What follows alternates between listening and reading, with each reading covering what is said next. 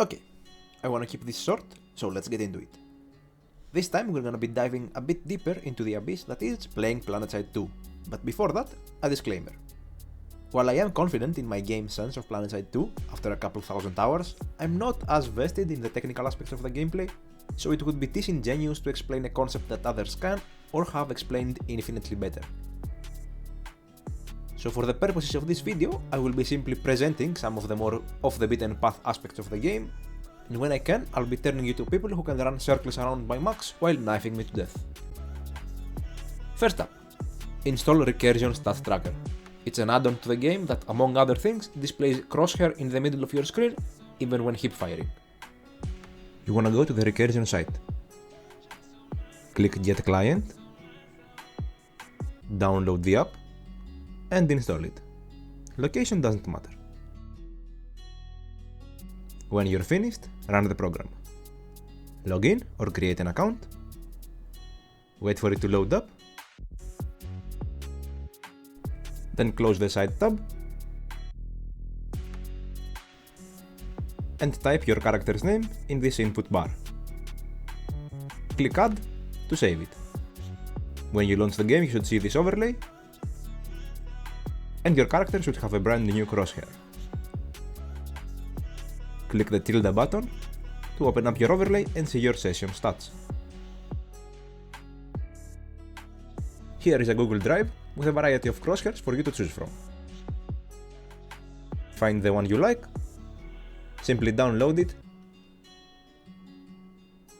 find your recursion folder, follow the path as shown in the screen, and copy-paste it in the crosshair directory.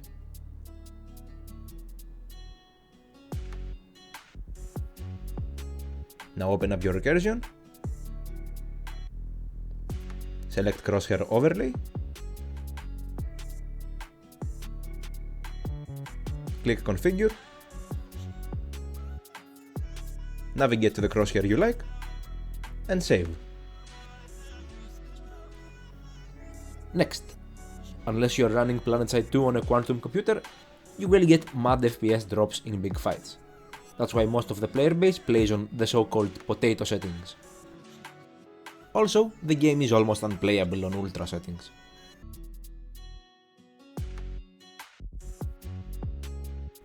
However, not every setting is visible in the in-game menu. So what you wanna do is open the game launcher and click the wrench icon on the lower left corner.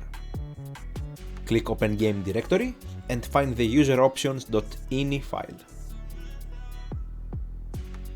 Right-click it and open Properties.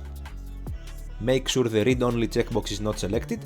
My system is in Greek, but the option should be in the same spot for you. Now open the file, and here you see a million settings, and yes, you can play with all of them, but don't bother. Ask a friend for their ini settings, or copy-paste mine from the Dropbox in the description. Out of all of these, you should definitely play with the vertical FOV counter and your mouse sensitivity. For reference, my settings are set up for 800 dpi and give me a 30cm per 360 on my mouse. And if what I just said made no sense, it simply is how much my mouse has to travel until my character makes a 360 turn. The sweet spot is between 30 and 40 for most players. But if you wanna test the waters, go to this Google Doc that I have linked also in the description, click File, this is important, create copy, should be right here, name it whatever you like.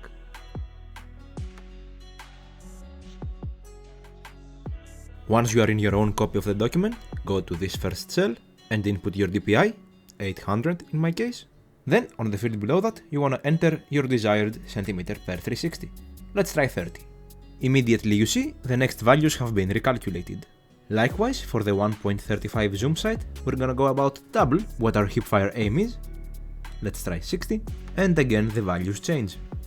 So in game, I wanna set my mouse sensitivity at 0.108, and my aimed sensitivity at 0.120.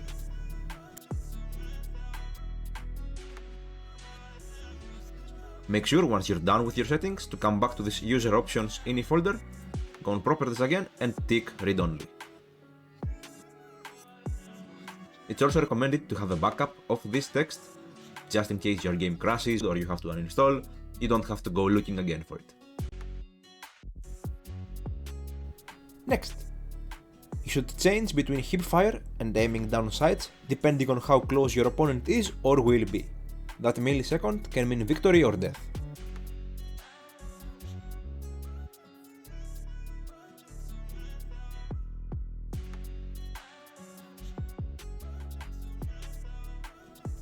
Bursting is the biggest aspect of gunplay in this game. Never full auto when the enemy is more than a fart away from you. Fire a few shots, then release the trigger and rapidly shoot again while countering your recoil.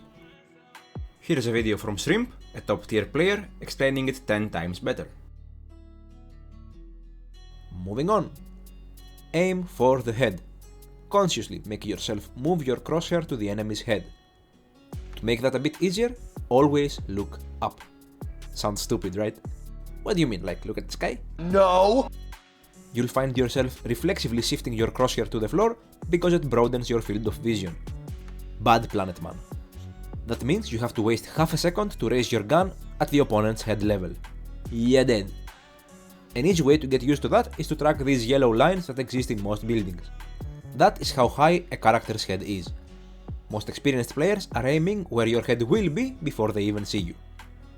And that leads us to the next item. Positioning is as important as breathing in this game. Your approach into a building will determine if you will live long enough to exit it. Don't sprint into rooms. Check the corners around you and expect to have to turn around the way you came. This gets easier the more you learn the maps.